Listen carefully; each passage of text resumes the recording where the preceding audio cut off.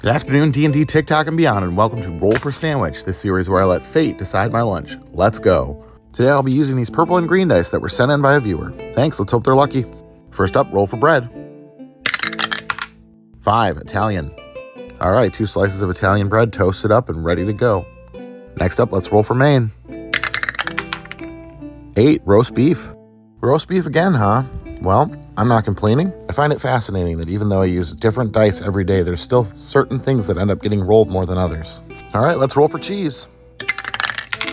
1, vegan provolone. During season 1, I had my first vegan cheddar, and this will be my first vegan provolone. I tried a slice by itself, and I have to say I like it better. It's got a nice smoky flavor.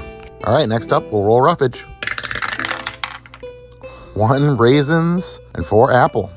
I do not know why the dice think I want to eat so many raisins on sandwiches, but honestly, they're not that bad. They end up mostly just being a little bit of a sweet note, and pairing them with apple is going to be just fine.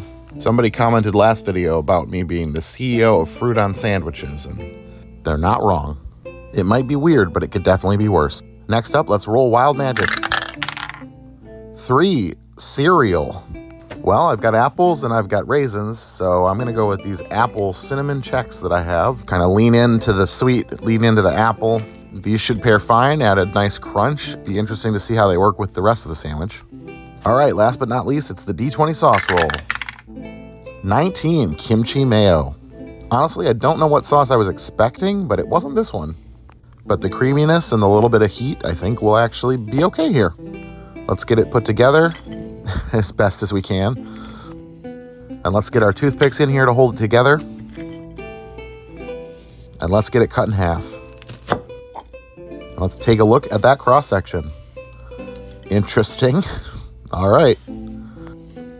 All right, so a lot of sweeter elements together with a smoky cheese and spicy sauce with beef.